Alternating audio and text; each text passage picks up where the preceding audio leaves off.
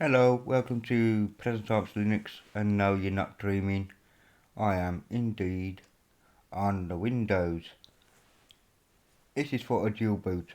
Okay, so far what I've done is I've installed Windows 10, as you can see, and if I can bring up Winver,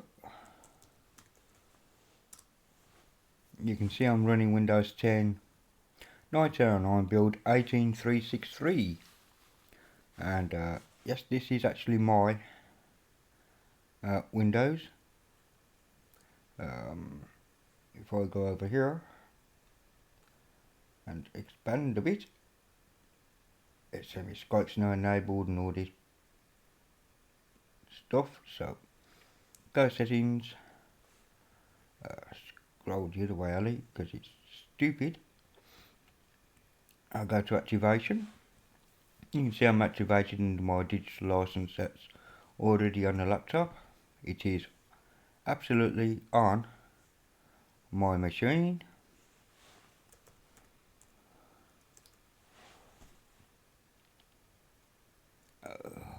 Gotta love this search, it's shit.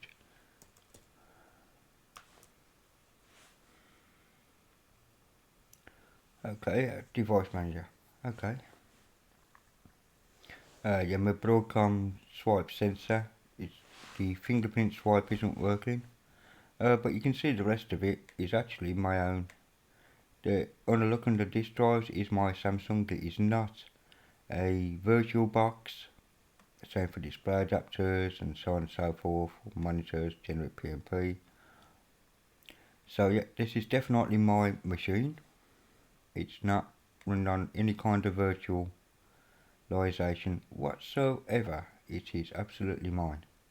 So I've removed one drive, and the reason why I removed that drive is because I didn't want Windows to overwrite it, even though if I told it not to, I was scared it might, and that has my home settings and everything on that.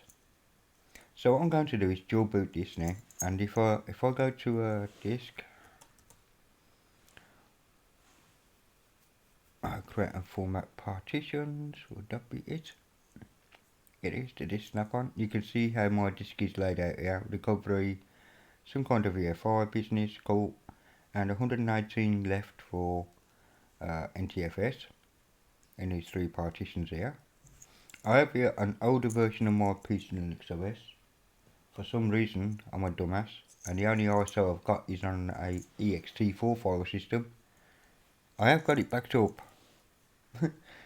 just not where I thought it was, but still, it's all good. So, yeah, I'll be booting off that in a minute. So that's done. Right, in the EFI, which I can't actually show you, I'm afraid, I have disabled secure boot, and you must disable secure boot and those with EFI. Older PCs with the old BIOS, don't worry about it, that's fine. And to boot on my machine, I have to insert the USB key and press the F9 key and boot the live session on this, on the USB key. I am now then going to set up so I can record onto the NTFS drive of Windows. Woohoo! But first I gotta resize it. So this'll be fun. Yes? Okay, anyway, I'll see you all soon, and I've got to save this recording, so cheerio peeps. Hello, welcome back, Present Times Linux here, and as you can see I am on my open box, and I'm recording actually onto basically RAM, so I'm going to have to be pretty quick about this. So what I've got to do now is open up Mr. Gparted. Now I was originally going to record this segment on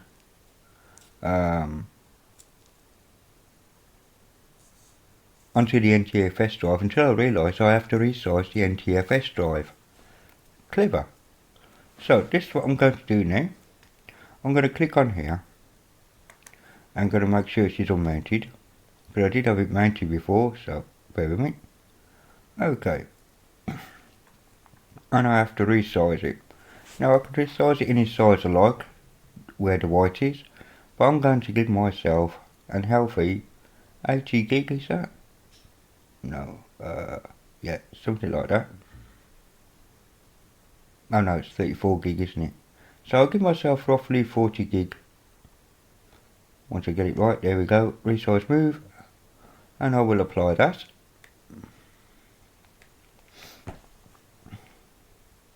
Okay, let's close that.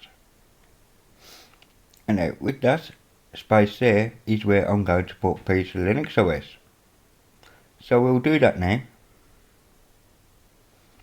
I'll close gparted and I want to install. Now, someone said I have to turn off fast boot on Windows. I didn't bother, as you probably saw, I just didn't. The only thing I have turned off is secure boot in the BIOS. I do have legacy enabled in case I wanted to do an MBR install, but I don't. So we'll go to next. And as you can see, it's giving me some ideas here of what I want me to do. I could use the free space, or use free space on a Microsoft partition, or erase and entire disk, but I'm going to custom it. I'm going to click that there, I'm going to create, and I wish it wouldn't zoom, but there we go, it has. Okay, so I want that booming, like that, in fact, so I'll give myself a little bit for swap, why not? Okay, I'll give myself that. Main point is going to be /.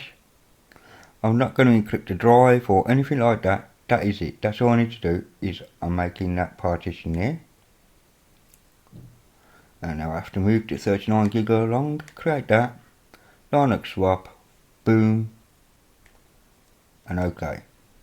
Now here, I have boot EFI. It is already found out that it is an EFI partition. I do not need to touch that.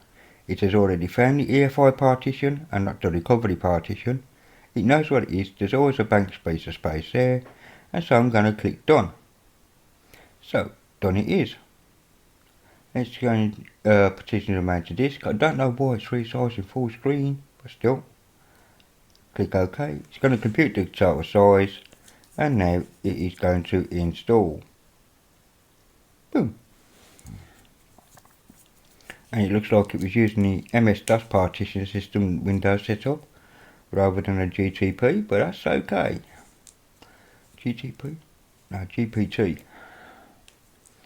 Acronyms. I don't know, acronyms. So we're installing now.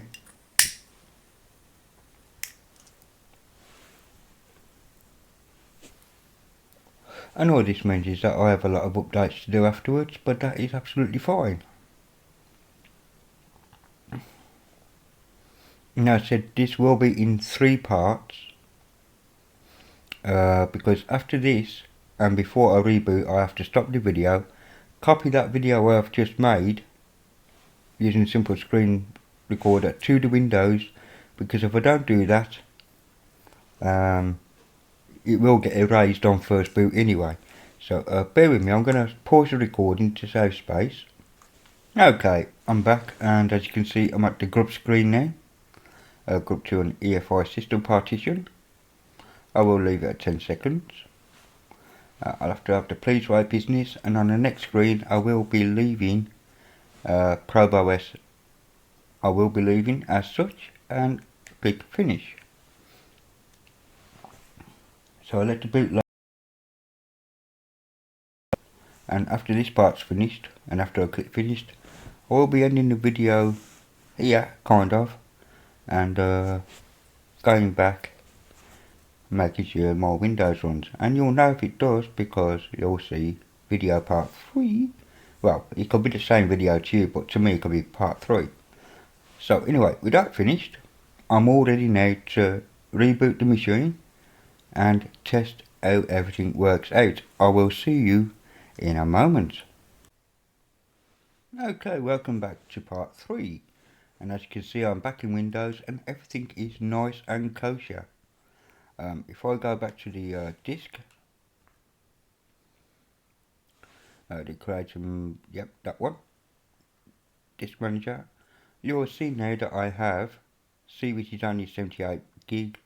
My recovery is still my partition, and these two here are the two drives I just made up with Linux, as you saw, and that will be my root partition, including my home, I'm afraid. I haven't even booted into Linux yet to set up my account details. It's literally just a fresh install, and the swap partition there. So far, dual boot going fantastic. Yeah. So we know that Windows is fine. I'm recording on it, and you can see that I did move. Let me go to the not documents, not documents, videos. You can see dual boot 1 and dual boot 2 there. That's the one I just made on the Linux Live session. So, well, I'm not quite sure. Oh, this is probably the one I'm recording right now. So that's all good.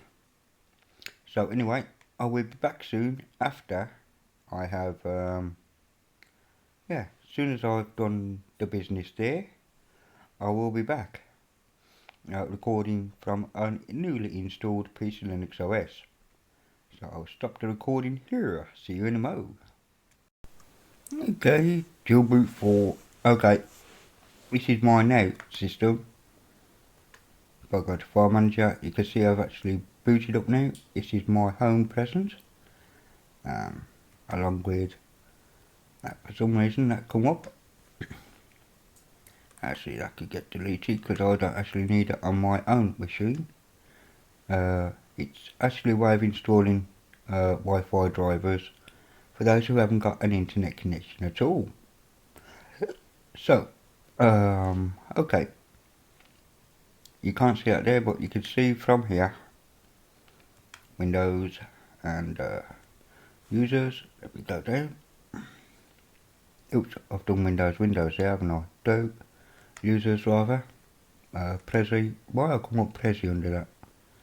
But anyway, videos, and you can see that I've got dual boot 4, boot 2, and boot 1, and this one here. That one has to be renamed, I'm afraid, to dual boot. Yeah, keep it lowercase. Dual boot 3. Okay, that's just to help me stitch these together afterwards. So yeah, as you can see, dual booting is working fine. Very fine, in fact. I'll just bring up my Brave browser, which should log me into the forum. Well, not log me into the forum because I'm not actually logged in anywhere yet. But this is a freshly new install of Ingrate. And as you can see, I actually have a torrents download now for my OSs, which should bring me up with the Trinity torrents, which it does, with Daddy 10, which is the last one I did release. 2.28 gig, there we go. So all that is working fine, internet's working out the box, everything is working out the box.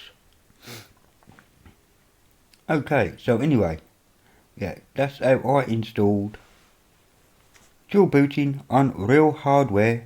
The only thing I turned off in the UEFI was for the boot, the fast boot. Anyway, I hope you've enjoyed this, and I will see you all again soon. Thumbs up if you've enjoyed it, thumbs down if you haven't, and I will see you all soon.